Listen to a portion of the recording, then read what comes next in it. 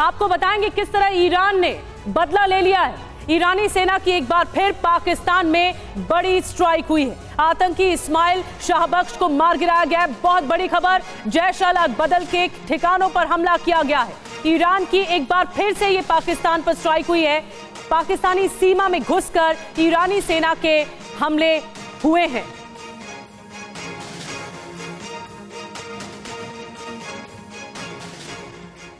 और ईरानी स्ट्राइक से जुड़ी एक और बड़ी खबर है। खुफिया इनपुट मिलने के बाद स्ट्राइक की गई। ईरानी फोर्स ने लोकेशन ट्रेस होने के बाद यह हमला किया। शाहबख्श के साथ उसका राइट हैंड भी ढेर हुआ है। दक्षिण पूर्वी ईरान में हुए हमलों का मास्टरमाइंड था आतंकी शाहबख्श, जिसको टारगेट किया है ईरान ने। तो ईरान की तरफ से एक और स्ट्राइक की गई है और एक तरीके से यह बहुत ही प्लान हमला था, जिसमें शाहबख्श के ठिकानों को टारगेट किया गया और साथ ही आतंकी हमले जो ईरान में हुए हाल में, उसका ये मास्टरमाइंड था जिसे निशाना बनाया। कई इसके साथी भी इस हमले में मारे गए।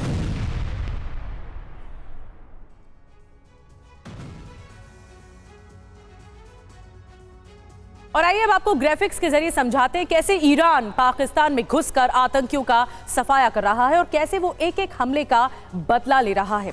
इस्माइल शाहबख्श जैश अल अदल का आतंकी है। ईरानी सेना ने उसे सिस्तान बलूचिस्तान की सीमा पर मौत के घाट उतार दिया। कहा यह जा रहा है कि ईरानी सेना ने दक्षिणी ईरान पर हुए हमले का बदला लिया है।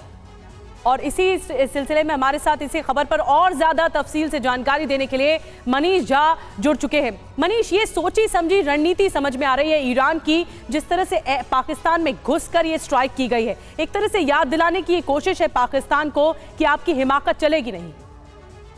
बिल्कुल, देखिए ईरान की ये कार्रवाई दरअसल इसके बावजूद कि पिछले महीने जब ईरान ने पाकिस्तान पर ड्रोन से मिसाइल से हमला किया था और इसी इलाके में, इसी सिस्तान बलूचिस्तान के इलाके में हमला किया था, जब उन्होंने दावा किया था कि कई आतंकी ठिकाने जो जैश-उल दल के हैं उसको ध्वस्त किया गया है। और उसके बाद दोनों देशों के विदेश मंत्रियों की बैठक हुई और तब यह तय हुआ था कि अब ईरान की तरफ से कोई भी कार्रवाई पाकिस्तान की रजामंदी के बगैर नहीं होगी।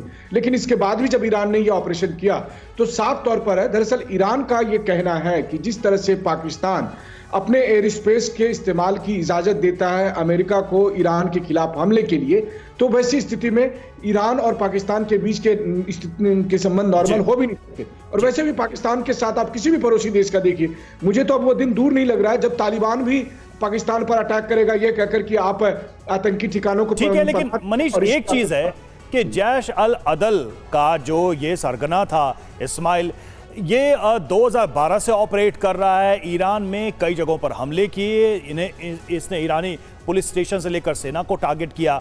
ईरान पाकिस्तान ने समझौता किया कि हम आतंकवाद के खिलाफ मिलकर लड़ेंगे, फिर भी ईरान को टारगेट करने वाले ऐसे सुन्नी चरमपंथी गुट पाकिस्तान में बैठे थे, ऑपरेट कर रहे थे, हमले कर रहे थे। तो आखिर पाकिस्तान क्या इंफॉर्मेशन दे रहा था ईरान को आतंकवादियों के खिलाफ? देखिए, पाकिस्तान इंफॉर्मेशन क्या देगा? पाकिस्तान तो लगातार आतंकी भेज रहा है। पाकिस्तान तो लगातार उन तमाम आतंकी संगठनों को मदद पहुंचा रहा है जो ईरानी इलाके में जाकर वहां पर कार्रवाई करते हैं। और फिर इन्हीं आतंकियों के मदद से, अगर आपको याद होगा तो कुलभूषण जाधव, जो कमांडर कुलभूषण जाधव थे, उनको गिरफ्तार कराया गया था जिस वक्त उनको किडनैप किया गया था, अगर मैं कहूं, क्योंकि वो जब उसी इलाके में बिजनेस कर रहे थे। तो दरअसल क्या ये समझौते मनीष एक दूसरे को धोखा देने के लिए थे, या फिर वाकई में ईरान पाकिस्तान के बीच ऐसा कुछ भी एंटी टेरर अग्रीमेंट होता है तो उसका कोई वजूद है, कुछ उसकी अहमियत है? कम से कम अब तो देखकर यही लग रहा है कि ईरान को जब भी मौका मिलेगा, जिस भी तरह से मौका मिलेगा, फिर चाहे वो ड्रोन से स्ट्राइक करने की बात हो या इस जो आज ऑपरेशन हुआ, मिलिट्री इंटेलिजेंस ऑपरेशन हुआ, वो ईरान करेगा और उसको करना भी चाहिए अगर उन्हें अपने टेरिटरी को सुरक्षित करना है। अपने डिफेंस के लिए ईरान ने एक बहुत बड़ा कदम उठाया है अपनी सुरक्षा के मद्देनजर, और पाकिस्तान पर बड़ा प्रहार किया गया। बहरहाल बहुत बहुत शुक्रिया मनीष आपका। और अब देश की एक बहुत बड़ी खबर असम से कल आई। असम में मुस्लिम मैरिज एंड रजिस्ट्रेशन एक्ट रद्द कर दिया गया। असम सरकार का बहुत बड़ा फैसला है ये। स्पेशल मैरिज एक्ट पहले से ही है यहाँ पर, असम सरकार ने की तरफ से कहा गया, और बाल विवाह को दरअसल रोकने के लिए ये बड़ा कदम बताया जा रहा है असम सरकार की ओर से।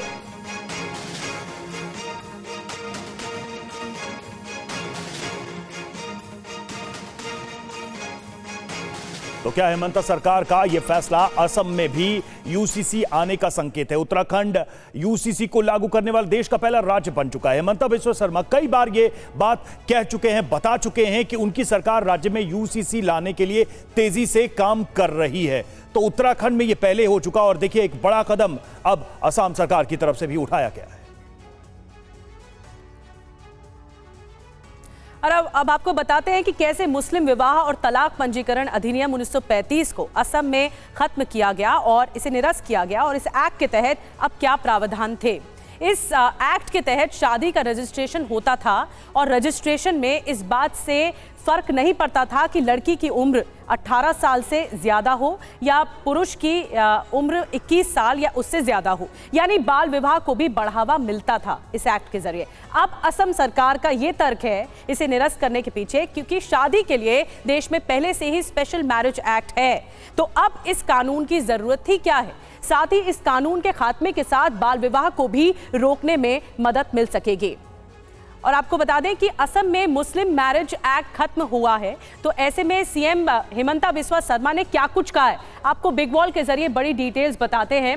सदियों पुराने असम मुस्लिम विवाह और तलाक पंजीकरण अधिनियम को निरस्त किया गया है और ये करने के पीछे एक अहम फैसला ये लिया गया है। हेमंता शर्मा का हम आपको बयान बता रहे हैं। और इस अधिनियम में विवाह पंजीकरण की अनुमति देने वाले प्रावधान शामिल थे और भले ही दूल्हा और दुल्हन 18 या 21 वर्ष की कानूनी उम्र तक नहीं पहुंचे, यानी बाल विवाह एक बड़ा कारण बताया गया है। और जैसा कि कानून के जरिए आवश्यक है, ये असम में ये भी कहा गया और कहा गया कि बाल विवाह पर रोक लगाने की दिशा में एक और महत्वपूर्ण कदम इसे बताया जा रहा है। बिल्कुल, तो चलिए अब आपको बताते हैं कि इस मुस्लिम मैरिज एक्ट के खत्म होने के बाद असम में क्या बदल जाएगा, क्या परिवर्तन होगा। तो पहली बात तो यह कि अब मुस्लिम निकाह या तलाक का अलग से रजिस्ट्रेशन नहीं होगा।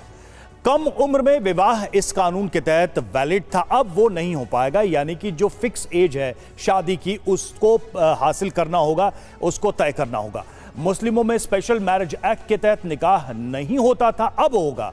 और साथ ही जो 94 मुस्लिम रजिस्ट्रार मुस्लिम निकाह के मामलों में रजिस्ट्रेशन के लिए इस एक्ट के तहत काम कर रहे थे, उन सभी को एक मुश्त 2 लाख रुपए का मुआवजा देने के बाद हटा दिया गया है। साथ ही अब यह शक्ति जिला आयुक्त और जिला रजिस्ट्रार को दे दी गई है। तो ये सारे परिवर्तन हो जाएंगे इस फैसले के बाद से। आमोद राय हमारे साथ इस वक्त जुड़े हुए, सीधे रुख करेंगे उनका। आमोद, अगर देखा जाए तो कारण बताया गया है बाल विवाह को रोकने का, लेकिन कैबिनेट के, सरकार के इस बड़े फैसले के असली संकेत क्या नजर आ रहे हैं? देखिए रवि, साफ है इस पूरे घटना को अगर देखें तो इससे पहले की भी घटना पे हमें नज़र डालना होगा। हेमंत बिस्वा शर्मा लगातार ये कह रहे हैं कि समूचे देश में यूनिफॉर्म सिविल कोड लगाया जाना चाहिए और उसके तहत जो अभी उत्तराखंड में यूसीसी लागू किया गया है, उसके बाद बीजेपी की रणनीति है कि 3, 4, 5 राज्यों में अभी और इस कानून को लागू किया जाएगा और उसमें असम का नाम भी है। तो असम में जो आज कल फैसला कैबिनेट ने लिया है, ये उसी दिशा में एक कदम बढ़ता हुआ कदम कह सकते हैं। और इसका सीधा जो परिणाम होगा, इसका सीधा जो असर होगा वो ये होगा कि सबके लिए एक जैसा कानून हो। अगर आप हिंदू मैरिज एक्ट से शादी आपको नहीं करनी है तो स्पेशल मैरिज एक्ट का प्रावधान असम में पहले से है, उसी के तहत होना चाहिए। और स्पेशल मैरिज एक्ट का प्रावधान न सिर्फ असम में है कि बल्कि देश के अन्य राज्यों में भी है, तो उसी के तहत होना चाहिए। तो ये एक विधान, एक निशान, एक देश का जो बीजेपी का फॉर्मूला है, उसी के तहत बढ़ता हुआ एक कदम देख सकते हैं। क्या इस फैसले के पीछे ये भी मंशा है कि आने वाले समय में असम यूसीसी की तरफ आगे बढ़ रहा है, ये सवाल भी है। और आपको बताते हैं कि किन किन राज्यों में यूसीसी को लेकर क्या कुछ हलचल है और कहां-कहां यूसीसी यूनिफॉर्म सिविल कोड लागू है। ये आप देख रहे हैं देश का नक्शा, जिसमें सबसे पहले आपको बता दें कि राजस्थान के, आपको बता दें कि उत्तराखंड में लागू है और ये राज्य सबसे पहले 3 हफ्ते पहले इसे लागू किया गया। उसके बाद असम में ये एक्शन प्लान तैयार किया जा रहा है, ऐसा लग रहा है कि लाने की तैयारी की जा रही है। पहले भी इस बात की हिमाकत कर एक बार बता चुके हैं, असम के सीएम इस बात के हिमायती रहे हैं कि यूसीसी आना चाहिए। बिल्कुल, तो देखिए एक राज्य में यूसीसी है और दूसरे राज्य से ये संकेत साफ मिल रहा है। आगे बढ़ते हैं, राजस्थान से बड़ी खबर है। राजस्थान के कोटा से खबर आ रही है। हिंदू छात्रा के धर्म कॉलम में लिखा मुस्लिम। राजस्थान के शिक्षा मंत्री ने की बड़ी कार्रवाई। 3 आरोपी टीचर सस्पेंड हुए हैं। हिंदू संगठनों ने लव जिहाद और धर्मांतरण का आरोप लगाया है। राजस्थान के कोटा जिले की सांगोद पंचायत समिति के खजूरी गांव में सीनियर सेकेंडरी स्कूल की एक बालिका की टीसी में उसका नाम हिंदू होने के बावजूद भी इस्लाम लिख दिया गया। वहाँ धर्मांतरण का षड्यंत्र हो रहा है, वहाँ लव जिहाद का षड्यंत्र चल रहा है और हिंदू लड़कियों को जबरदस्ती नमाज पढ़ाई जा रही है। 2 अध्यापकों को तो निलंबित कर दिया है, जिसमें फिरोज खान अध्यापक लेवल 1 है और दूसरा मिर्जा मुजाहिदीन सहायक शिक्षक है, इसको भी निलंबित कर दिया है। और एक सबाना है, उसके भी खिलाफ आगे कार्रवाई हो रही है। तीनों को मैंने बीकानेर भेज दिया है और मैं विस्तृत जांच कराकर इनके खिलाफ कठोर कार्रवाई करूंगा और बर्खास्त करने जैसी स्थिति बनी तो बर्खास्त भी करूंगा। और पश्चिम बंगाल के संदेश खाली में लोगों का गुस्सा बढ़ता ही जा रहा है। कल कुछ लोगों ने तृणमूल कांग्रेस नेता अजीत मैती पर हमला कर दिया, जिसके आरोप में 5 लोगों को गिरफ्तार किया गया है। इस मामले में और क्या क्या हो रहा है, आइए देखते हैं रिपोर्ट। जिस संदेश खाली में कभी शेख शाहजहां की तूते बोलती थी, कल वहीं उसके करीबी और टीएमसी नेता अजीत मैती की जूते से पिटाई की गई। शेख शाहजहां के जुल्मों से नाराज लोग उनके करीबी अजीत मैती के घर पहुंचे। पहले उसके घर के बाहर बांस से बने घेरे को तोड़ा और फिर पकड़कर उसकी पिटाई कर दी। पुलिस ने कार्रवाई करते हुए हमले के 5 आरोपियों को गिरफ्तार किया है। अजीत मैती ने हमारे संवाददाता रविशंकर दत्ता से बातचीत में कहा कि वो शाहजहां शेख का बहुत करीबी सहयोगी है। शाहजहां शेख के खिलाफ जो कुछ हो रहा है वो सब झूठ है। संदेश खाली मामले में आरोपी शाहजहां शेख के ठिकानों पर कल ईडी ने छापेमारी भी की है। इस बीच महिलाओं की शिकायत की जांच के लिए कल एनएचआरसी के 6 सदस्यीय टीम भी संदेश खाली पहुंची थी और पीड़ित महिलाओं से मुलाकात की। कल बीजेपी सांसद लॉकेट चटर्जी के नेतृत्व में पार्टी की महिला मोर्चा भी संदेश खाली के लिए रवाना हुई थी, लेकिन बंगाल पुलिस ने बीजेपी नेताओं को रास्ते में ही रोक दिया। नाराज होकर लॉकेट चटर्जी और उनके साथ मौजूद नेता धरने पर बैठ गए।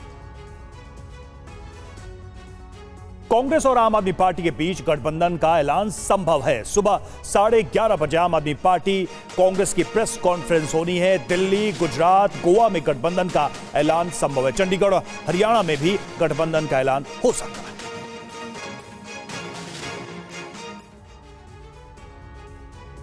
लोकसभा चुनाव से पहले इंडिया फ्रंट की सीटों का समझौता एक बार फिर से चढ़ने लगा है।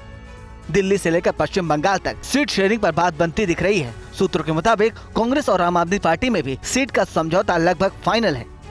दिल्ली, गुजरात, चंडीगढ़, गोवा और हरियाणा में दोनों दलों में सीट शेयरिंग को लेकर सहमति बन चुकी है। बस अब औपचारिक ऐलान होना बाकी है। दिल्ली में 60 सीटों में से 4 पर आम आदमी पार्टी और 3 पर कांग्रेस चुनाव लड़ेगी। गुजरात और हरियाणा में भी दोनों पार्टियों के बीच सीटों पर सहमति बन चुकी है। बस गुजरात की भारूच सीट पर पेच फंसा है। उधर कांग्रेस ने नए सिरे से टीएमसी से संपर्क किया है। दोनों पार्टियों के बीच पश्चिम बंगाल में सीट बंटवारे के मुद्दे पर बात बन सकती है। पश्चिम बंगाल में लोकसभा की 42 सीटें हैं। 37 सीटों पर टीएमसी चुनाव लड़ सकती है। 5 सीटें कांग्रेस को मिल सकती हैं। कांग्रेस ने 6 से 8 सीटों की मांग की है। पहले ममता बनर्जी ने कांग्रेस को 2 सीटों का ऑफर किया था। साथ ही दोनों पार्टियों के बीच मेघालय की तुरा सीट को लेकर बात अटकी हुई है। बात राहुल गांधी की भारत जोड़ो न्याय यात्रा आज से पश्चिमी उत्तर प्रदेश से गुजरेगी। प्रियंका गांधी मुरादाबाद में इस यात्रा में शामिल होंगी।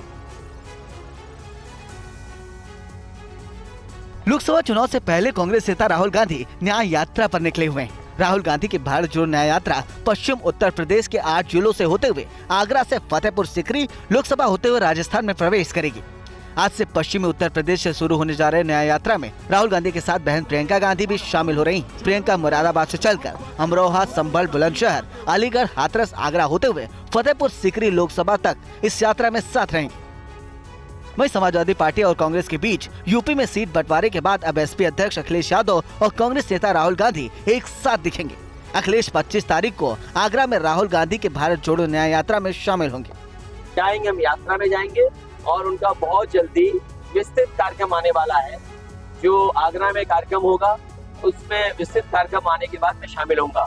सीट बंटवारे से पहले अखिलेश यादव ने राहुल गांधी की न्याय यात्रा में शामिल होने से इनकार किया था, लेकिन सीटों का ऐलान होते ही अब राहुल गांधी के साथ एक मंच पर जाने को तैयार हो गए हैं। और पीएम मोदी आज छत्तीसगढ़ को 34,400 करोड़ रुपए की सौगात देंगे। पीएम मोदी किन किन परियोजनाओं का शिलान्यास और लोकार्पण करेंगे, क्या है कार्यक्रम, देखिए इस रिपोर्ट। लोकसभा चुनाव से पहले प्रधानमंत्री नरेंद्र मोदी छत्तीसगढ़ को अरबों की सौगात दे रहे हैं। पीएम मोदी आज विकसित भारत विकसित छत्तीसगढ़ कार्यक्रम को संबोधित करेंगे। इस कार्यक्रम के दौरान पीएम मोदी और 34,400 करोड़ रुपए से अधिक की कई विकसित परियोजनाओं की आधारशिला रखेंगे और कई परियोजनाओं का उद्घाटन भी करेंगे। पीएम मोदी सड़क, रेलवे, कोयला, बिजली, सौर ऊर्जा सहित कई महत्वपूर्ण क्षेत्रों से संबंधित परियोजनाओं का लोकार्पण और शिलान्यास करेंगे। पीएम मोदी आज 12:30 बजे वीडियो कॉन्फ्रेंसिंग के जरिए विकसित भारत विकसित छत्तीसगढ़ कार्यक्रम को संबोधित करेंगे। पीएम मोदी लारा सुपरतौत विद्युत परियोजना चरण 1 को राष्ट्र को समर्पित करेंगे। पीएम लारा सुपरतौत विद्युत परियोजना चरण 2 की आधारशिला रखेंगे। साउथ ईस्टर्न कोलफील्ड्स लिमिटेड की 3 परियोजनाओं का उद्घाटन करेंगे। पीएम सौर पीवी परियोजना का उद्घाटन करेंगे। बिलासपुर उसलापुर फ्लाईओवर का लोकार्पण करेंगे। राष्ट्रीय राजमार्ग संख्या 49 के 55.65 किलोमीटर लंबे खंड में विकास कार्यक्रम का उद्घाटन करेंगे। और लोकसभा चुनाव की तैयारियों के लिए आज दिल्ली में बीजेपी की बड़ी बैठक होने जा रही है। इस बैठक का एजेंडा क्या है, देखिए पूरी खबर। बीजेपी का मिशन 370 कैसे पूरा होगा, एनडीए कैसे 400 सीटों का आंकड़ा पार करेगी, बीजेपी की सीटों में कैसे इजाफा होगा, आज इसी को लेकर बीजेपी मुख्यालय में नई चुनावी रणनीति पर मंथन होगा। लोकसभा चुनाव की तैयारी में जुटी बीजेपी ने आज चुनाव प्रभारियों की बैठक बुलाई है। आज सुबह 10 बजे बीजेपी मुख्यालय में राज्यों के चुनाव प्रभारी और सब प्रभारी मिशन 370 पर मंथन करेंगे। तो बीजेपी अध्यक्ष जेपी नड्डा और केंद्रीय गृह मंत्री अमित शाह बीजेपी की इस टीम को जीत का मंत्र देंगे। बीजेपी की इस बैठक में लोकसभा चुनाव से पहले सभी राज्यों में पार्टी की ओर से चलाए जा रहे कार्यक्रमों और गतिविधियों की समीक्षा होगी। तो आने वाले दिनों में पार्टी के चुनावी लक्ष्यों की रूपरेखा की भी तैयारी होगी। इस बार बीजेपी ने नई रणनीति के तहत कमजोर सीटों के लिए अलग से रणनीति बनाई है। तो पिछले चुनाव में कम मार्जिन से हारी गई सीटों पर भी फोकस किया गया है। इसके अलावा दक्षिण भारत में भी बीजेपी की सीटों को बढ़ाने का सॉलिड प्लान तैयार किया गया है। एनडीए के घटक दलों के साथ बीजेपी के चुनावी अभियान को धार देने के लिए खास मुद्दे चुने गए हैं। तो लाभार्थी वर्ग को भी पार्टी से जोड़ने की योजना तैयार है। और कांग्रेस में शामिल हो चुके चुनावी रणनीतिकार सुनील कोनगोलू की टीम लोकसभा चुनाव को लेकर देशव्यापी सर्वे कर रही है। सर्वे करीब करीब पूरा हो चुका है। क्या राहुल गांधी की न्याय यात्रा से देश का मिजाज बदला है? क्या लोकसभा चुनाव से पहले कांग्रेस की सियासी जमीन कुछ मजबूत हुई है? कांग्रेस ने देश का अंडर करंट भांपने के लिए एक आंतरिक सर्वे कराया है। सूत्रों के मुताबिक 25-26 फरवरी को देशव्यापी सर्वे की रिपोर्ट कांग्रेस नेतृत्व को सौंपी जाएगी। सुनील कोनुगोलू की सर्वे रिपोर्ट के बाद इस महीने के आखिर में कांग्रेस केंद्रीय चुनाव समिति की बैठक होगी। सूत्रों के मुताबिक कोनुगोलू की रिपोर्ट में पंजाब के कुछ सांसदों के खिलाफ एंटी इनकम्बेंसी होने का दावा किया गया है। कांग्रेस के लिए सुनील कानुगोलू बड़े रणनीतिकार साबित हो रहे हैं। कानुगोलू को कर्नाटक में कांग्रेस की जीत का काफी हद तक श्रेय दिया गया। कर्नाटक चुनाव के बाद जब बारी तेलंगाना की आई तो यहाँ भी सुनील कानुगोलू सफल साबित हुए। तेलंगाना में कांग्रेस जहाँ स्पष्ट बहुमत के आंकड़े तक पहुँच गई है, तो केंद्रीय नेतृत्व के निर्देश पर कानुगोलू ने राजस्थान और मध्य प्रदेश का भी रुख किया था। लेकिन अशोक गहलोत और कमलनाथ कथित तौर पर चुनाव रणनीतिकार के सुझावों से सहमत नहीं थे। और यूपी के पूर्व सीएम अखिलेश यादव ने बीजेपी पर हमला बोला है। बेरोजगारी और महंगाई के मुद्दे पर सरकार को घेरा है अखिलेश यादव ने। प्रधानमंत्री नरेंद्र मोदी यूपी को लगातार सौगात दे रहे हैं। एक दिन पहले पीएम मोदी ने काशी में 14,000 करोड़ रुपए की परियोजनाओं का शिलान्यास और लोकार्पण किया है। समाजवादी पार्टी ने इस पर सवाल उठाए। अमूल मिल्क प्लांट को लेकर समाजवादी पार्टी के अध्यक्ष अखिलेश यादव ने कहा है कि ये प्लांट उनके शासनकाल में लाया गया था। ये अमूल के प्लांटों को लाने का काम समाजवादी सरकार में हुआ था। मुझे याद है सबसे पहले भोगनीपुर, उसके बाद लखनऊ में, और तीसरे का एमओयू हुआ था वाराणसी में। सरकार को बताना चाहिए कि इसके अलावा क्या इन्वेस्टमेंट आया है अमूल का। अखिलेश यादव ने सोशल मीडिया पर ट्वीट कर सरकार पर सवाल दागे हैं। अखिलेश यादव ने कहा है कि बीजेपी एक्सपोज पार्टी है। भाजपा एक्सपोज है, और एक्सपोज इसलिए है जो दावा कर रही सरकार कि हम दुनिया के 5वीं अर्थव्यवस्था बन गए हैं, वो 80 करोड़ लोगों को राशन खिला रही है। अखिलेश ने कहा कि बीजेपी सरकार कुछ खास लोगों को लाभ पहुंचा रही है। और यूपी में अलीगढ़ नगर निगम के अधिवेशन में कल जमकर हंगामा हुआ और इसी हंगामे के बीच 520 करोड़ रुपए का बजट पास कर दिया गया।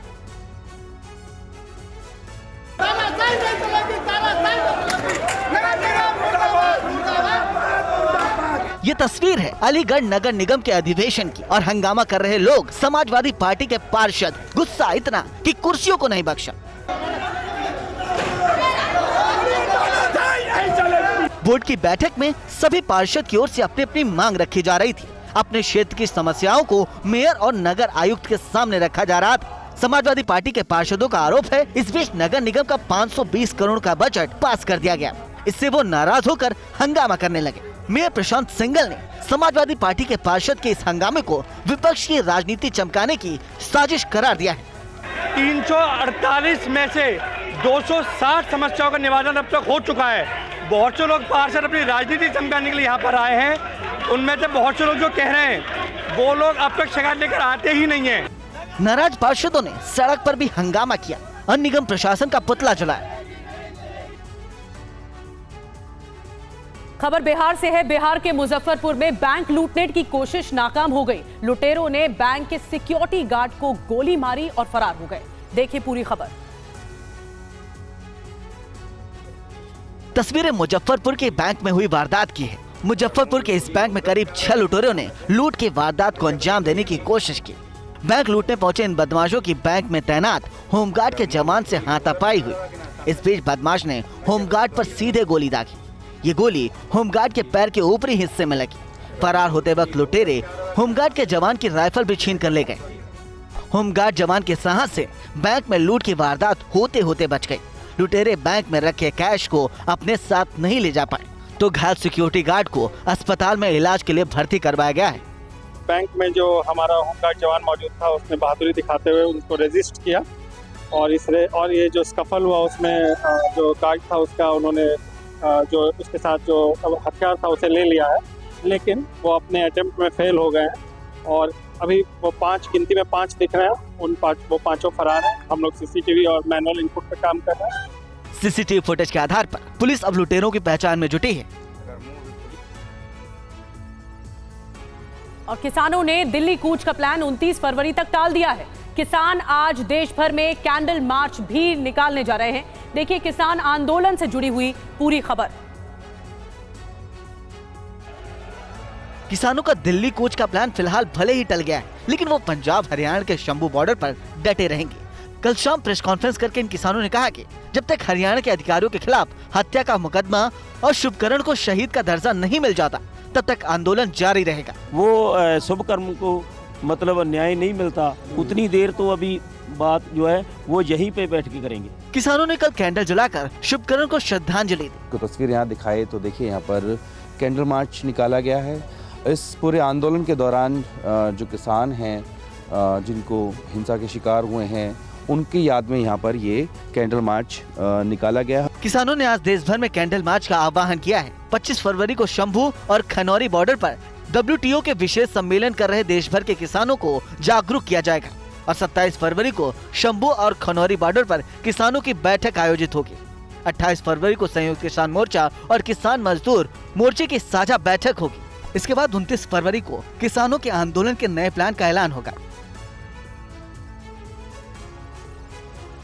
और तस्वीरें आ रही हैं काशी से, जहां पर महिलाओं से प्रधानमंत्री नरेंद्र मोदी संवाद कर रहे हैं। आइए सुनते हैं। तो ये बहुत अच्छा था। और पहले हम लोग गांव में दूध देते थे तो बाल्टा वाला 25 या 26 रुपए लीटर देता था, लेकिन हम लोग बनास डेयरी में देते हैं तो ये 42 या 45 रुपए तक जाता है। तो उससे क्या हुआ, मेरी आमदनी बढ़ गई। हमने एक गाय और रख ली। अब मेरे ये पास गांव में और लोगों के बीच में बातचीत हो रही है अभी? जी जी बिल्कुल। लोगों को अच्छा लग रहा है कुछ? जी, जी। मोदी जी अच्छा काम कर रहे हैं? जी बहुत अच्छा। और सबसे हाँ? बड़ी बात ये है सर, ये माताओं का आशीर्वाद रहेगा मोदी जी को? चलिए, मुझे बहुत अच्छा लगा आप सबसे मिलकर के बात करने का मौका मिला।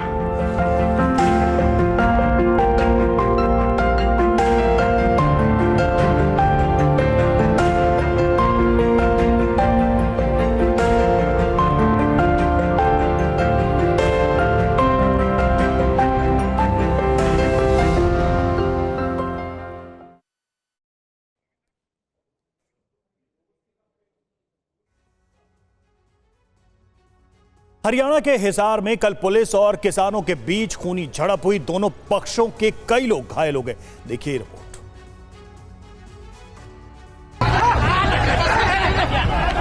हिसार के खेड़ी चौपाट में जमा हुए किसान खनौरी बॉर्डर की ओर मार्च करना चाहते थे। पुलिस ने जब उन्हें रोकने की कोशिश की तो वो पत्थर बरसाने लगे। इसके बाद पुलिस ने आंसू गैस के गोले छोड़े और लाठियां बाजी।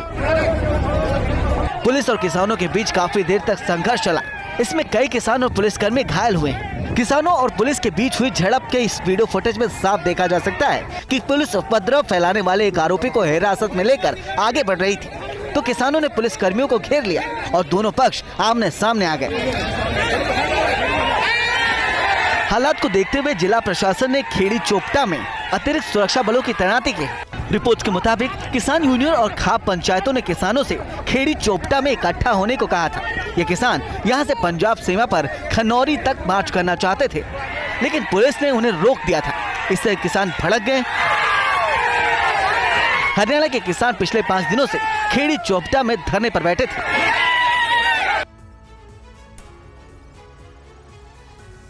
और चंडीगढ़ में सीनियर डिप्टी मेयर और डिप्टी मेयर चुनाव के बहाने एक बार फिर कांग्रेस और आम आदमी पार्टी के गठबंधन का बीजेपी से सीधा मुकाबला होगा। देखिए पूरी खबर। चंडीगढ़ मेयर चुनाव में आम आदमी पार्टी की जीत के बाद अब सीनियर डिप्टी मेयर और डिप्टी मेयर का चुनाव होगा। सुप्रीम कोर्ट के फैसले के बाद चंडीगढ़ के डीसी विनय प्रताप सिंह ने मेयर चुनाव को चुनाव कराने का आदेश भी जारी किया है। डीसी के आदेश के बाद सीनियर डिप्टी मेयर और डिप्टी मेयर के चुनाव के लिए 27 फरवरी की तारीख तय की गई है। दोनों पदों के लिए चुनाव सुबह 10 बजे होंगे। चंडीगढ़ मेयर चुनाव के बाद आम आदमी पार्टी के 3 पार्षद बीजेपी में चले गए। बीजेपी के पास चंडीगढ़ की सांसद किरण खेर के वोट को मिलाकर कुल 18 वोट है। पिछली बार अकाली दल के हरदीप सिंह ने बीजेपी को वोट दिया था। ऐसे में बीजेपी के पास 19 वोट है, तो आम आदमी पार्टी और कांग्रेस के पास 17 वोट है। इसके पहले मेयर चुनाव में बीजेपी के मनोज सोनकर जीते थे, लेकिन धांधली के आरोप के बाद पूरा मामला सुप्रीम कोर्ट पहुंच गया था। इसके बाद सुप्रीम कोर्ट ने पीठासीन अधिकारी अनिल मसीह पर कार्रवाई के आदेश देते हुए आम आदमी पार्टी के प्रत्याशी को विजयी घोषित कर दिया था।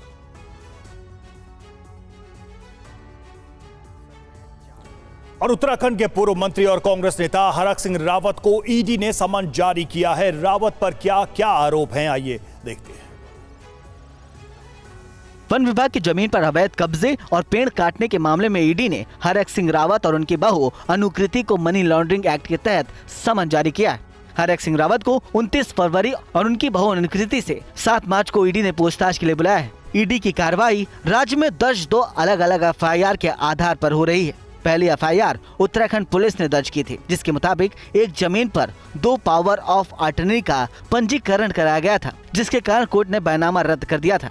वहीं दूसरी एफआईआर राज्य सरकार के सतर्कता विभाग ने दर्ज की थी, जिसके मुताबिक रावत और उनके करीबियों ने आपराधिक साजिश करके अपनी वित्तीय शक्ति से अधिक धनराशि का टेंडर जारी किया, जो राज्य सरकार के नियमों दिशा निर्देशों के अनुसार भी नहीं था। ईडी ने कहा कि उन पर 6000 से अधिक पेड़ों की अवैध कटाई करने का भी आरोप है, जबकि केवल 163 पेड़ काटने की ही अनुमति थी। हरक सिंह रावत राज्य के पूर्व वन मंत्री हैं और 2022 के उत्तराखंड विधानसभा चुनाव से पहले बीजेपी छोड़कर कांग्रेस में शामिल हो गए थे। और देश भर के इतिहासकार उज्जैन में किस बात पर करेंगे मंथन? अंग्रेजों की ओर से बदले गए इतिहास को ठीक करने के लिए क्या कुछ करने जा रहे हैं मध्य प्रदेश के सीएम मोहन यादव? देखिए इस खास रिपोर्ट में। जब से मोहन यादव मध्य प्रदेश के मुख्यमंत्री बने, तब से ताबड़तोड़ फैसले ले रहे हैं। अब मोहन यादव अंग्रेजों द्वारा बदले गए इतिहास को दुरुस्त करने की कोशिश में लगे हुए हैं। मध्य प्रदेश के उज्जैन में देश भर के इतिहासकार जुटेंगे और अंग्रेजों के बदले हुए इतिहास को कैसे दुरुस्त किया जाए, इस पर मंथन करेंगे। 7, 8 और 9 अप्रैल को जुटेंगे इतिहासकार, भारत के इतिहास पर करेंगे मंथन। भारतीय इतिहास के शोध पत्र भी साथ लाएंगे। इतिहास में महत्वपूर्ण चीजें जोड़ी जाएंगी। वास्तविक और चलिए अब आपको सुनाते हैं काशी में पीएम मोदी ने महिलाओं से क्या संवाद किया।